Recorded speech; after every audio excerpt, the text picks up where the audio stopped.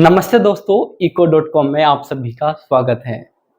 Econometrics की last class में हम लोगों ने ये सीखा था कि इकोनोमेट्रिक्स क्या होती है, इसकी ज़रूरत क्या है। आज की इस क्लास में हम लोग समझेंगे कि इकोनोमेट्रिक्स की एक मेथोडोलॉजी होती है, वो क्या होती है। हमें बेसिकली, क्योंकि हम इकोनॉमिक्स के स्टूडेंट हैं, तो हमें किसी भी इकोनॉमिक थ्योरी को एनालाइज करना होता है। हम जब किसी भी इकोनॉमिक थ्योरी को एनालाइज करते हैं तो उसका अपना एक प्रोसेस होता है और उस प्रोसेस में कुछ स्टेप्स होते हैं। उन स्टेप्स को अगर हम मिला दें तो मेथोडोलॉजी ऑफ इकोनोमेट्रिक्स बन जाती है। कौन कौन से स्टेप्स होते हैं वो स्टेप्स आप आपकी स्क्रीन पर देख सकते हो। तो पहला जो स्टेप होता है वो स्टेप ये होता है कि आपकी जो इकोनॉमिक थ्योरी है, क्या थ्योरी है, आपने इस थ्योरी को क्या नाम दिया है, आप उसका नाम लिखते हो। यानी आप एक तरह से उसका स्टेटमेंट लिखते हो कि थ्योरी क्या कह रही है। तो हम लोग सबसे पहले फर्स्ट स्टेप से स्टार्ट करेंगे, स्टेटमेंट ऑफ थ्योरी, या फिर आप इसको हाइपोथेसिस भी कह सकते हो। चलिए करते हैं स्टार्ट। देखिए, इस स्टेप को समझने के लिए हमें एक थ्योरी का एग्जाम्पल लेना पड़ेगा। और एग्जाम्पल हम लोग ये ले लेते हैं, अगर हमारी इनकम इंक्रीज हो जाती है तो हमारी इनकम इंक्रीज होने से हमारा कंजम्पशन एक्सपेंडिचर भी इंक्रीज हो जाता है। यानी आप कह सकते हो कंजम्पशन डिपेंड्स ऑन इनकम। अगर हम मैथ की भाषा में कहें तो आप कह सकते हो consumption is the function of income. हम मैक्रो इकोनॉमिक्स में इनकम को वाई से डिनोट कर लेते हैं, कंजम्पशन को कैपिटल सी से डिनोट कर देते हैं। तो आप इस बात को ऐसे भी लिख सकते हो, consumption is the function of income. तो अगर आपकी इनकम में चेंज होगा तो आपके कंजम्पशन में भी चेंज होगा। ठीक है, तो जैसे जैसे इनकम में चेंज होता है वैसे वैसे कंजम्पशन में भी चेंज होता है। यानी consumption is changed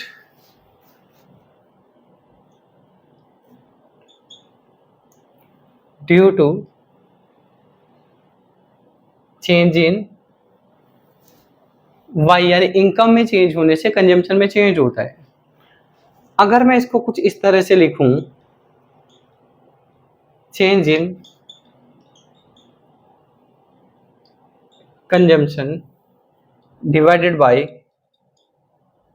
change in income, तो हम इसको नोटेशन में ऐसे लिख सकते हैं, delta C by delta Y. इसे आप एमपीसी बोलते हो, यानी मार्जिनल प्रोपेंसिटी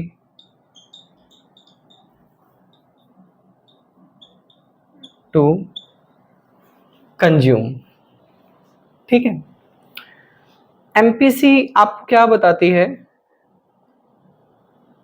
एमपीसी आपको ये बताती है change in consumption due to change in income by ₹1। तो एमपीसी आपको ये बताती है कि अगर आपकी इनकम में ₹1 का चेंज होता है तो इसकी वजह से आपके कंजम्पशन में कितना चेंज होगा। ठीक है, मैं ऊपर से ही सारी चीजें अरेंज कर देता हूं।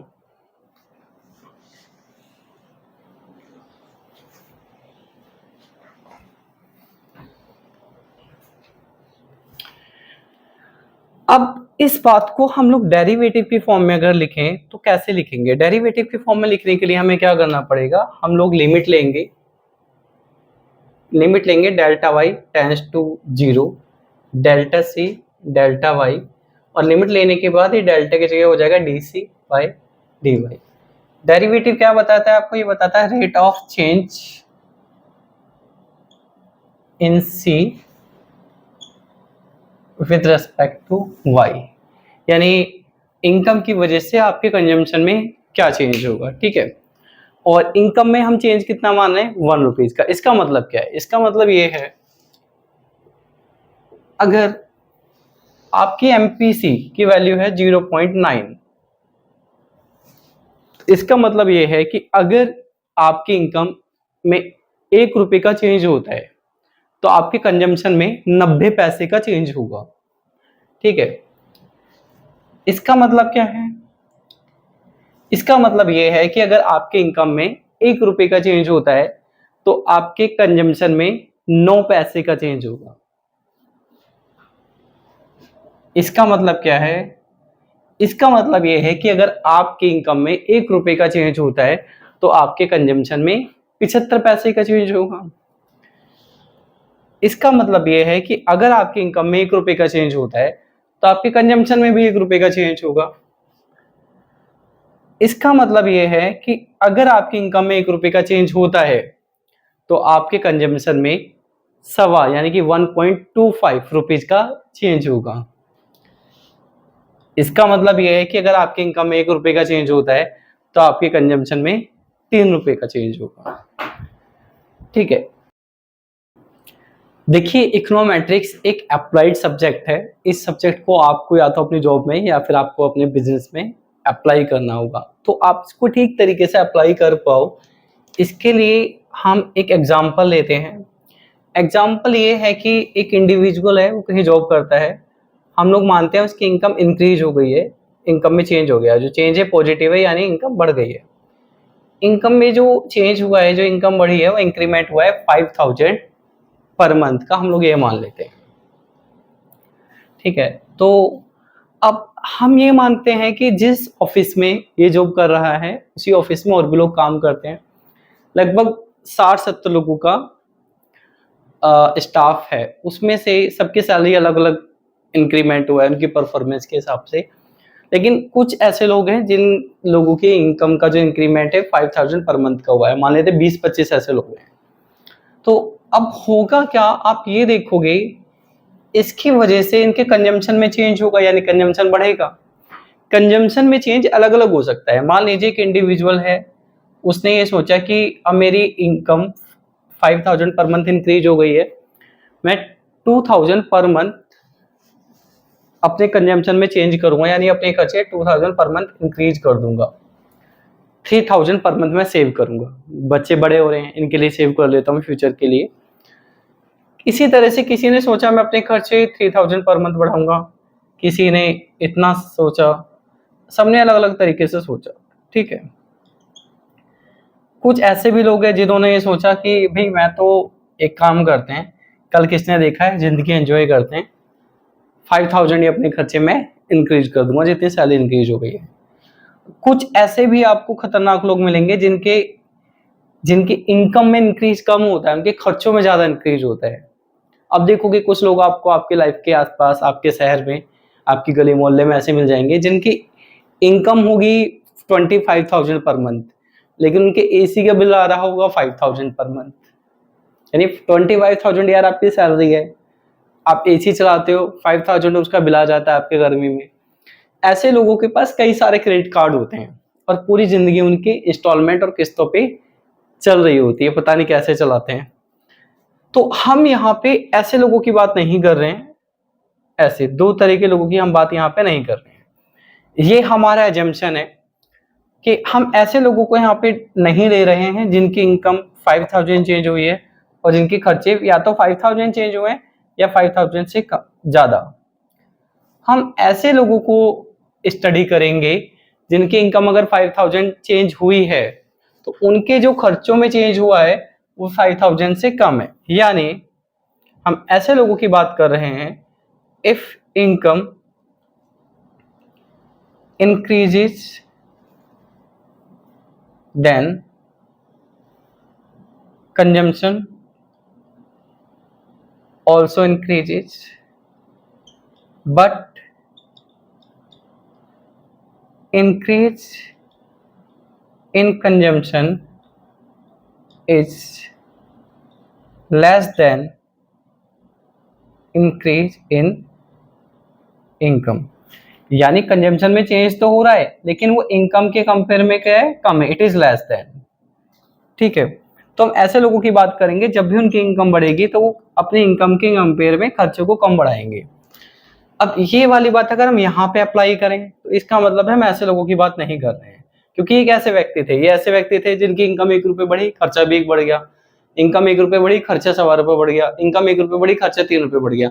हम ऐसे लोगों को नहीं लेंगे, हम ऐसे लोगों की बात करेंगे जिनकी इनकम बढ़ेगी तो खर्चे उससे कम बढ़ेंगे। अब यहाँ पे इससे पता चलता है कि एमपीसी की जो वैल्यू है वो हमेशा 1 से कम होनी चाहिए। एमपीसी की वैल्यू हमेशा क्या होनी चाहिए, 1 से कम। चलिए इसको थोड़ा सा यहां से देख भी सकते हैं, जैसे ये आपका डेल्टा सी है, अगर मैं डेल्टा वाई को यहाँ पे नीचे लेके आ जाऊं तो यहाँ क्या बचेगा हमारे पास 1। Delta C by delta Y क्या होता है, delta C by delta Y होता है आपका एमपीसी। ठीक है, एमपीसी की वैल्यू 1 से कम है। अच्छा 1 से कम कितनी हो सकती है, हम लोग मानेंगे 0 से ज्यादा ही होगी, 1 से तो कम है। ठीक है, ये कंक्लूजन आ गया कि 1 से कम है, लेकिन 1 से कम कितना हो सकती है, 0.9 हो सकती है, 0.75, 0.9, 0.8, 0.7, 0.6, इस तरह से चलता रहेगा प्रोसेस, कम से कम कम से कम कम से कम, लेकिन वो 0 से ज्यादा रहेगी हमेशा। 0 से ज्यादा इसका मतलब है कि जब भाई खर्चे, इनकम बढ़ेगी तो खर्चे में चेंज होगा, लेकिन पॉजिटिव चेंज होगा। तो हमारी जो थ्योरी है, जो स्टेटमेंट ऑफ थ्योरी है वो ये है कि एमपीसी की वैल्यू 0 और 1 के बीच में होती है। एमपीसी की वैल्यू 1 और 0 के बीच में है। इसका मतलब क्या है, इसका मतलब ये है कि अगर हमारी इनकम बढ़ जाती है तो खर्चे भी बढ़ेंगे, but increase in consumption is always less than income. ये जो थ्योरी है, इस थ्योरी को पता है हम लोग क्या कहते हैं, इस थ्योरी को हम लोग कहते हैं the fundamental psychological law of consumption. और हमें ये बताया जाता है कि ये जो लॉ दिया था, ये जो लॉ है फंडामेंटल लॉ ऑफ कंजम्पशन, ये ब्रिटिश इकोनॉमिस्ट कीन्स ने दिया था। तो उन्होंने लॉ दिया था। अब जो कीन्स है उनके बारे में आप सभी ने पढ़ा होगा, आप सभी इनको जानते हो। एक बात और समझते हैं कि देखिए हमें ये बताया जाता है, कीन्स ने ऐसा पहली बार सोचा कि अगर इनकम इंक्रीज होगी तो खर्चे भी इंक्रीज होंगे, लेकिन खर्चे इनकम के कंपेयर में कम होंगे। ऐसा नहीं है कि ऐसा कीन्स ने ही सोचा होगा। जब से मानव सभ्यता विकसित हुई है, लोगों में सोचने समझने की शक्ति आई, ऐसा बहुत सारे लोगों ने पहले सोचा होगा। हाँ, उन्होंने इस बात को सबसे पहले, आप कह सकते हैं, जो बुक हमें पढ़ाई जाती है उन बुक में लिख दिया है। तो ये आता है कि इस तरह से सिर्फ कीन्स ने सोचा है, लेकिन ऐसा नहीं है। एक तरीके से हजारों लाखों लोग एक तरीके से सोचते हैं। ये जो कंसेप्ट है बहुत सारे लोग पहले भी सोच चुके होंगे। कीन्स के बारे में आपने पहले भी थोड़ा बहुत पढ़ा होगा या ज्यादा भी पढ़ा होगा। मैं आज आपको कुछ इंपॉर्टेंट बातें बताता हूँ जिनका संबंध भारत से है। कीन्स ने भारत में भी काम करा हुआ है। कीन्स ने 1906 में भारत में सिविल सर्विस में एज ए क्लर्क काम करा। 1909 में उन्होंने अपना फर्स्ट इकोनॉमिक आर्टिकल जो प्रोफेशनली लिखा था, और ये आर्टिकल लिखा था द इकोनॉमिक जर्नल में। ये आर्टिकल किस बारे में था, ये आर्टिकल था the effect of A recent global economic downturn in India. 1913 में इन्होंने भारत पे एक बुक लिखी थी, बुक का नाम था इंडियन करेंसी एंड फाइनेंस। और इस बुक को लिखने के बाद उन्हें royal commission on Indian currency and finance ने अपॉइंट भी करा था। तो मैंने आपको बताया कि कीन्स ने भारत में भी कुछ काम किया हुआ है, भारत में भी रहे हैं। अब हमने जो मेथोडोलॉजी ऑफ इकोनोमेट्रिक्स है उसका जो पहला स्टेप है कि आपको अपनी इकोनॉमिक थ्योरी को का स्टेटमेंट देना होता है। तो हमने अपने इकोनॉमिक थ्योरी का जो स्टेटमेंट है वो दे दिया है। वो स्टेटमेंट क्या है कि एमपीसी हमेशा 0 और 1 के बीच में होगी, यानी जब भी इनकम इंक्रीज होगी तो कंजम्पशन में इंक्रीज होगा, और कंजम्पशन में इनकम के कंपेयर में कम इंक्रीज होगा। अब अगला जो स्टेप आता है मेथोडोलॉजी में वो ये आता है कि जो भी हम स्टेटमेंट अपनी थ्योरी का देते हैं उस थ्योरी को सपोर्ट करने के लिए हमें एक मैथमेटिकल मॉडल बनाना पड़ता है, क्योंकि जैसा हमने लास्ट क्लास में समझा था कि सिर्फ थ्योरी से सारे काम नहीं चलते हैं, तो बाद में इकोनॉमिस्ट लोगों ने मैथमेटिक्स भी सीखा था। तो अब नेक्स्ट स्टेप ये आता है कि ये जो थ्योरी आपने इस्टेब्लिश करी है, इस थ्योरी को सपोर्ट करने के लिए आपको एक मैथमेटिकल मॉडल बनाना होगा। इसको हम लोग सीखेंगे नेक्स्ट क्लास में। Till then goodbye, take care.